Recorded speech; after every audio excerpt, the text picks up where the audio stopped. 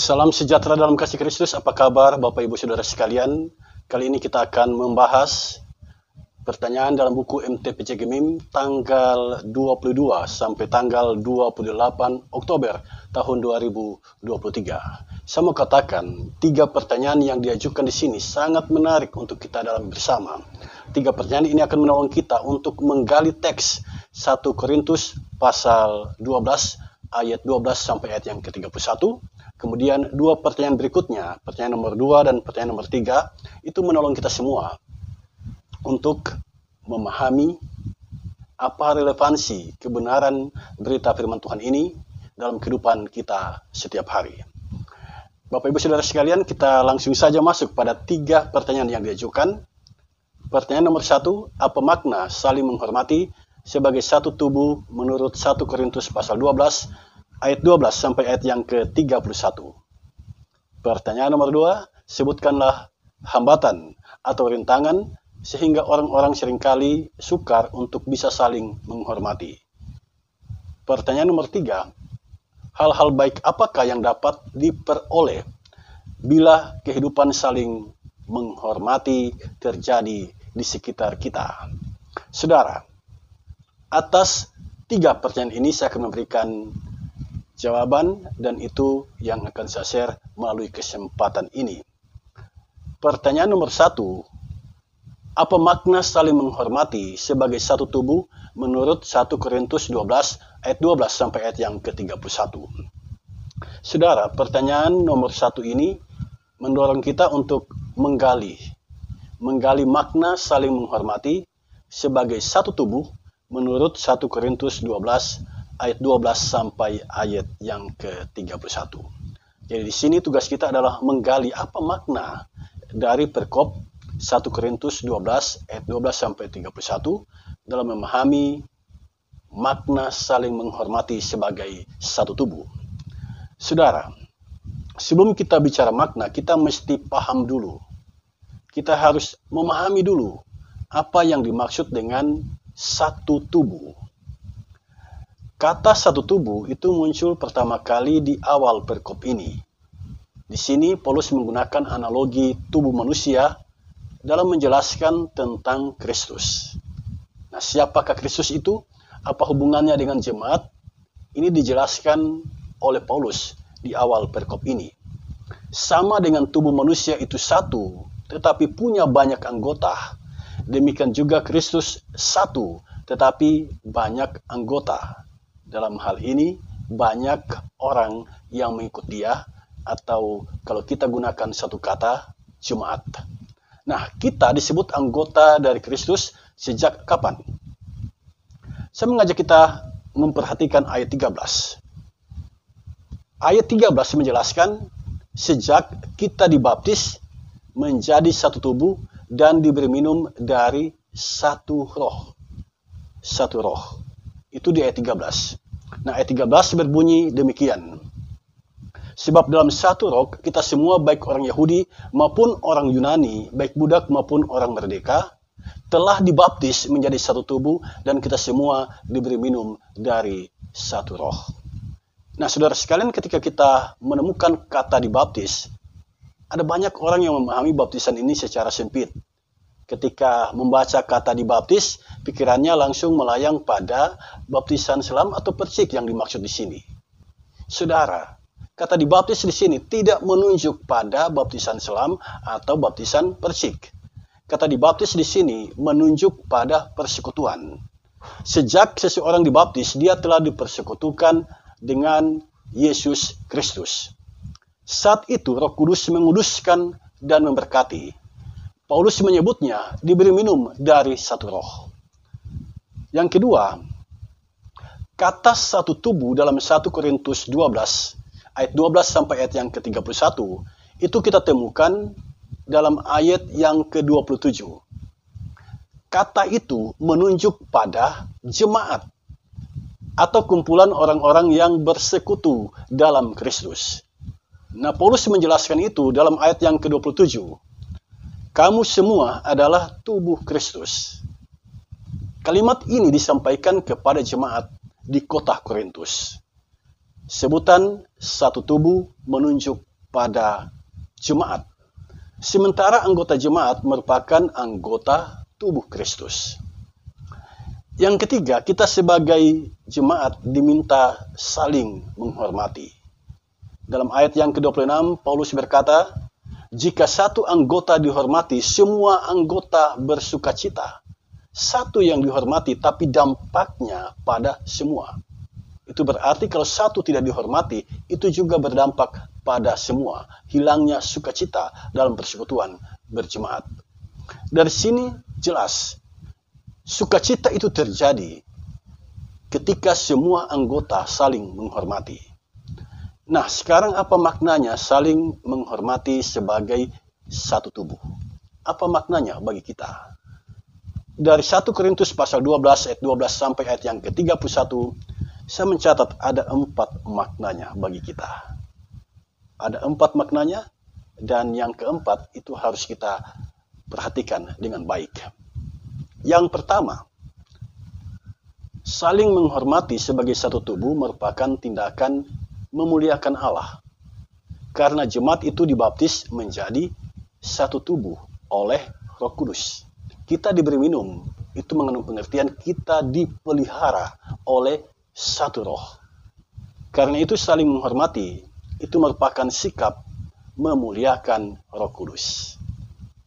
Yang kedua, makna yang kedua, jemaat itu berasal dari latar belakang yang berbeda dengan peran yang berbeda. Ayat 15 menyebut semuanya itu termasuk tubuh. Semua adalah jemaat. Jadi kita ini merupakan satu keluarga. Nah, sebagai satu keluarga, tidak elok jika kita bertengkar. Paling ideal, kita saling menghormati. Itu yang ideal. Kalau dalam satu persekutuan, kita bertengkar, itu tidak elok. Yang ketiga, makna yang ketiga, kita saling menghormati karena kita saling membutuhkan. Perhatikan ayat 21 sampai ayat yang ke-26. Dalam ayat yang ke-21 digambarkan, mata tidak dapat berkata kepada tangan, aku tidak membutuhkan engkau. Sebab, ketika mata melihat sesuatu yang indah dan mengingininya, mata tidak bisa mengambilnya. Misalnya dia mengingini buah pepaya, mata tidak bisa mengambilnya. Yang bisa mengambil buah itu adalah tangan. Jadi, mata tidak bisa berkata, aku tidak membutuhkan engkau tangan. Tidak bisa, karena mata itu terbatas. Dia hanya bisa memandang. Tetapi untuk mengangkat beban atau mengambil sesuatu, itu adalah fungsi atau pekerjaan dari tangan. Sampai di sini jelas bagi kita saudara sekalian bahwa di jemaat kita tidak bisa mengerjakan semuanya seorang diri. Kita butuh orang lain. Kita harus bersinergi dengan orang lain. Nah, karena kita saling butuh, maka kita harus saling menghormati. Jika kita membutuhkan orang lain, maka kita harus menghormati orang lain.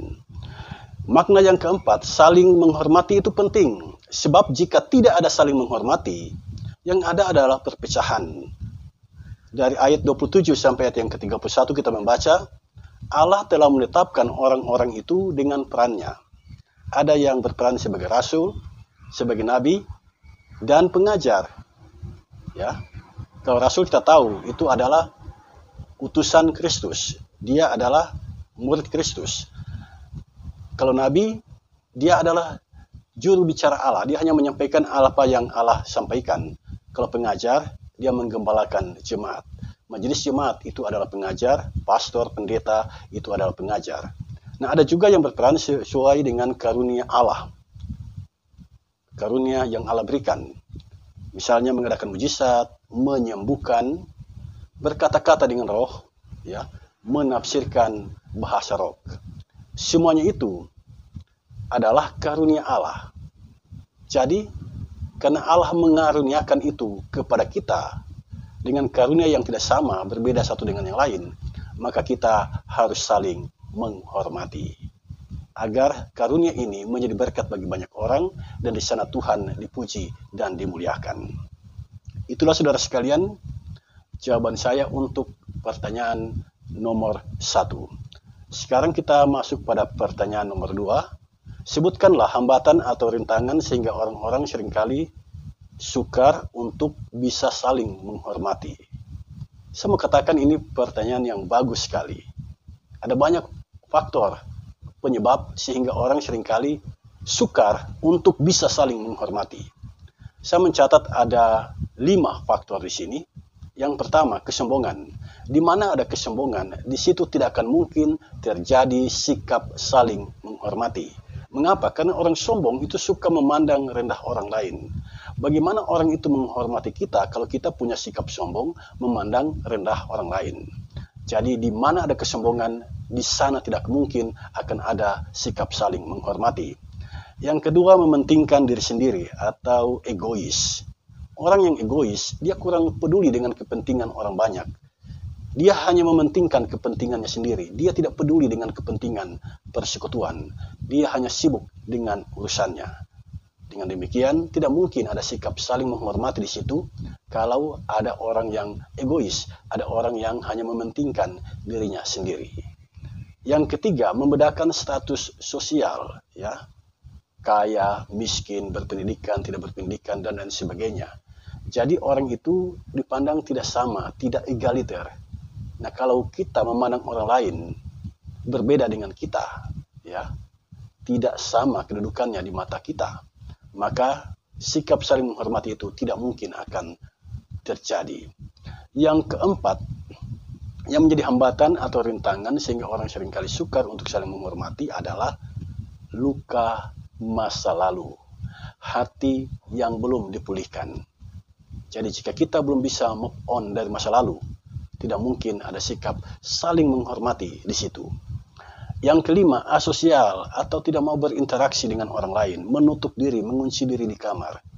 Kalau itu kita lakukan, tidak mungkin ada sikap saling menghormati di situ. Itulah jawaban saya untuk pertanyaan nomor 2. Dan sekarang mari kita masuk pada pertanyaan nomor 3. Hal-hal baik apakah yang dapat diperoleh bila kehidupan saling menghormati terjadi di sekitar kita?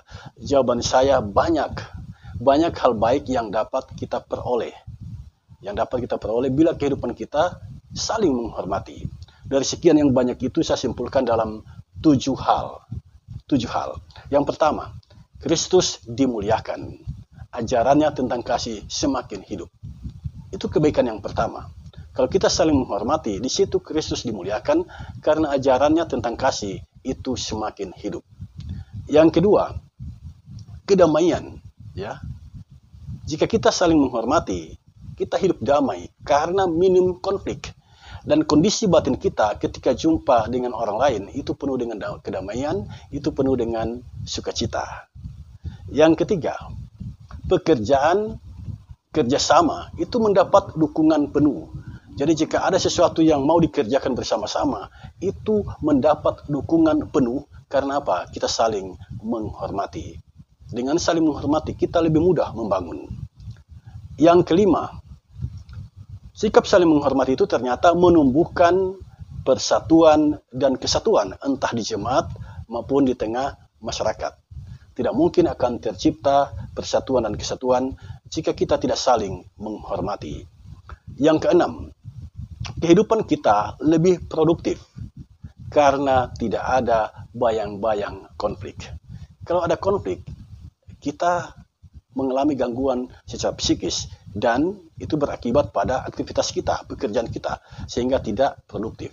Tetapi jika kita saling menghormati, konflik itu tidak ada dan kita menjadi orang yang lebih produktif dalam bekerja. Yang ketujuh atau yang terakhir, kita lebih mudah mendapatkan teman. Jika kita saling menghormati, kita mudah sekali mendapatkan teman dan kita bertumbuh sebagai pribadi yang memiliki banyak teman. Itulah hal-hal baik yang dapat kita peroleh bila kehidupan kita saling menghormati. Demikianlah jawaban saya untuk pertanyaan nomor 3. Mintalah hikmat dari Roh Kudus agar Dia menyempurnakan kita di dalam memahami kebenaran firman-Nya. Tuhan memberkati kita semua. Amin.